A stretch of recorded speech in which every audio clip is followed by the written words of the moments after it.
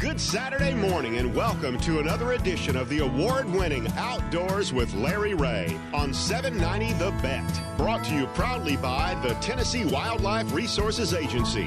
Now, here's your host, Larry Ray. Hey, good Saturday morning. Welcome to Outdoors with Larry Ray. And yes, she is back, and she's back with an Hispanic dialect now. Shelby McCall. Good morning, Shelby. Morning. 2 weeks. Say hello to the folks that I know it's really you, Shelby. Come on. Hey. 2 weeks off. She's been on a Caribbean tour. No, she hasn't. She's been ill, and we're glad to have you back. If the Caribbean tour was called COVID. Called COVID, but man. We made it without you, but we don't want to do many times like that, okay? Brad Carson, thank you, Brad, for filling Brad. in. But, Shelby, it's good to have you back. And Good to be back. Add so much to the show. And, of course, this is Fifth Saturday. This Saturday is the old Daryl and Daryl radio show. Well, not only that, we've brought him in. We've brought him sir. in. He's Extra, normally here extra. on the third Saturday. Extra. He was really busy in September. Yes, he was. And we're going to catch up with John Gordon. Good morning, John. Good morning, Larry. Good morning, Gene, Dave. morning. And Dave is Shelby. on the line. Yeah, Dave Gabbert is on the line from historic Lexington. Well, right outside of Lexington, right off whatever that. There's a little town out there that you told me I always turn at. What's that little town? That Jack's Creek. Jack's Creek. Oh, yeah, Jack's Creek. We broadcasted from Jack's Creek almost I here. knew the president. Yeah, But Jack's Creek. it feels strange. I'm sitting on the front porch watching the sunrise, drinking coffee. And you're actually home. I've got to do my own humming this morning because all my hummingbirds have left. Oh, Well, that's because you've been gone for a month. I mean, you've been on the tours. They usually migrate out the middle of September. You did make it to Sedona, right? I made it to Savannah. All right. And, you never I heard a even song like that, My Sedona? no, that's not. No. But, crossed another item off my bucket list.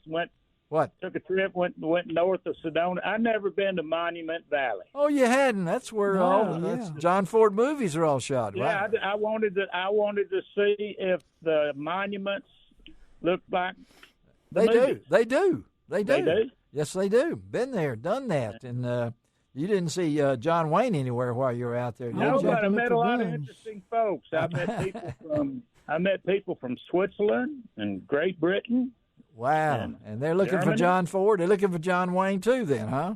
They was looking for a tree, I think. Oh, there's not many of those out there.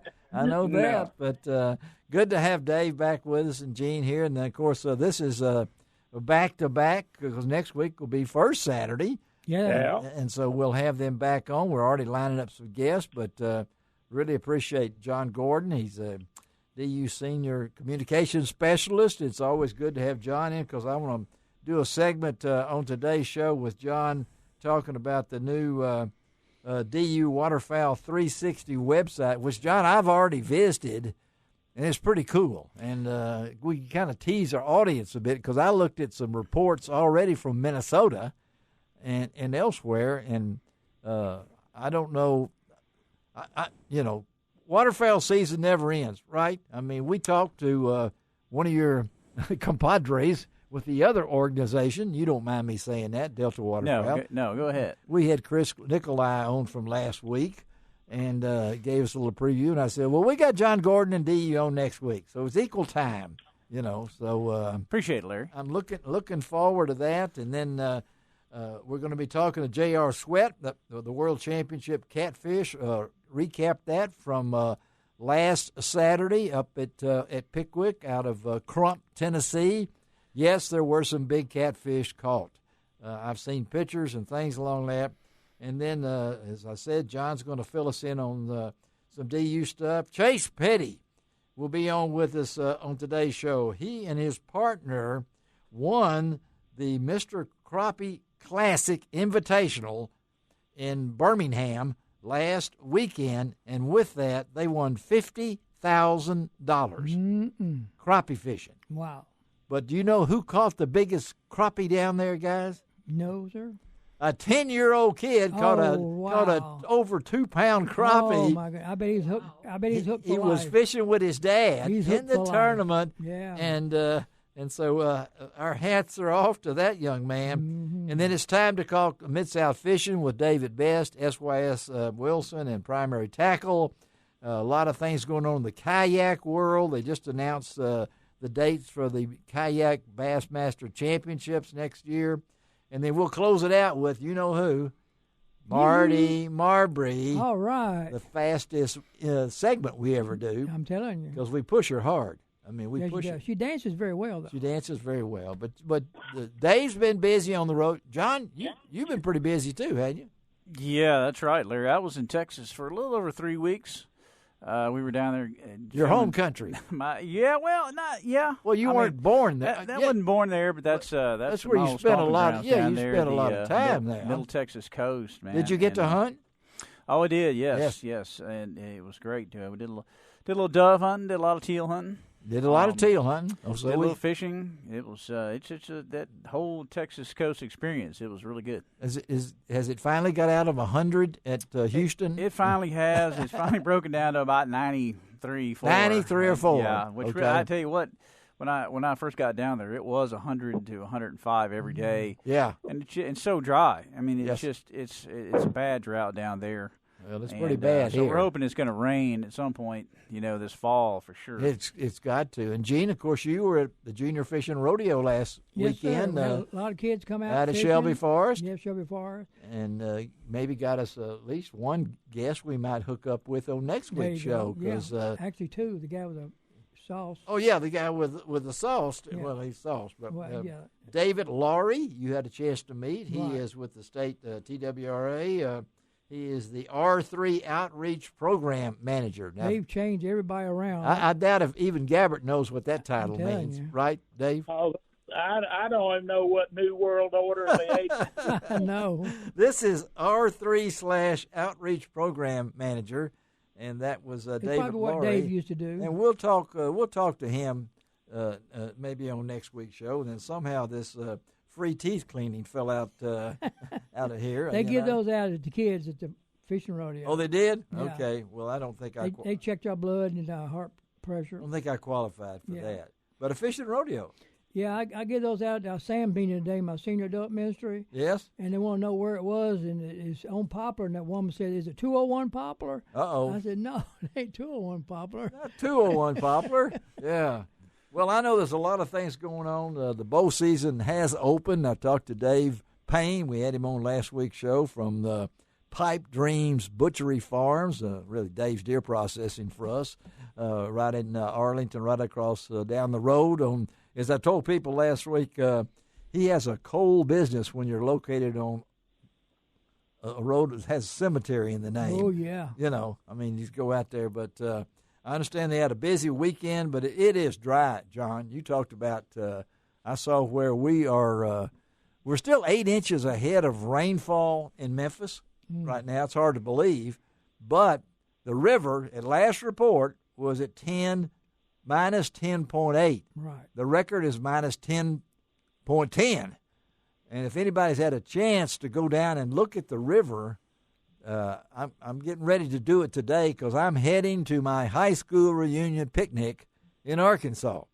I'm looking forward to seeing who's still alive in my group, because this is Any members of the Corps of Discovery still alive? No.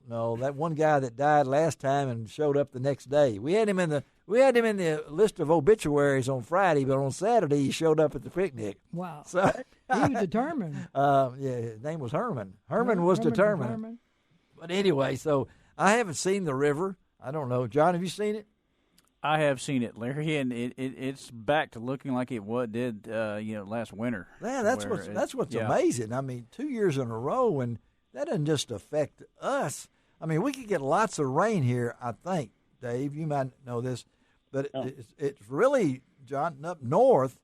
Now, I don't know what that means for the Dakotas and things along that line, where our water comes down the Mississippi from the Missouri and from the Ohio, and if they're not getting any rain, Yeah, the Mississippi, we're affected more of what's in the Ohio River. Yes, okay, all right, yeah. And which means, I don't know what's going on up there, but they have gotten some rain in St. Louis and up north like that, but we're less than 2 inches for all of September or something like that. It was really a dry.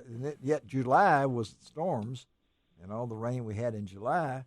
So Andy was on our program today, and he was talking about the river. How many hundreds of barges that are down south that can't make it up the river? Can't make it up the river. Yeah. He said it was equivalent of like $1 trillion worth of tractor. Well, they're dredging too. They're dredging, yeah. and that just affects the farmers, whatever it might mean, getting things to the market. You don't realize in this modern time, when everything is all about high tech and things like that, Old Man River is still important. Exactly. Yeah. More shipping is done on the river than in rails or pickup. They pick them up, whether it's in Osceola or on up the Cape or wherever it might be. And so I don't know how this is affected. I think they had a pretty good teal season, wood duck season, John. I heard at Reelfoot. Killed a few wood ducks, and I don't know if you've heard much from up there or not. But also, he talked about his new bird been flown in from the storm. One's got pink bill and a pink legs. I can't think of it. Black duck. You're talking about black-bellied whistling duck. Black-bellied whistling duck, yeah. Mm-hmm. I saw quite a few of those in Texas when I was there. Did you really? I did. That's their main home is down in there in that part of the world. And a lot of times, by the time the duck season comes in, it's they'll be down in Mexico and towards South America. Amazing. But they've gone farther north, like as Gene was talking about. You'll see them up here. Farther north of here and everything, so it's they're really a pretty cool duck. It's I mean, is that a duck in the bag limit? I mean, is that they are? I mean, they're actually really good to eat, especially the legs. Really, the legs? Yes, the legs. They have very long legs and just like a chicken. They've got big thighs, and so those thighs are very good. They have very little sinew in them or anything, and they just are incredible table fare. Oh, well, it's the first time, I think, on Outdoors with Larry Ray this early in the morning we've talked about Salou, so thank you, John, for popping in there with that big word. All right, let's take a break. Shelby's tells us it's time to take our first break of the morning in what we call the fastest 90 minutes in outdoor radio programming. We'll be right back, and we're going to talk about big fish on Outdoors with Larry Ray.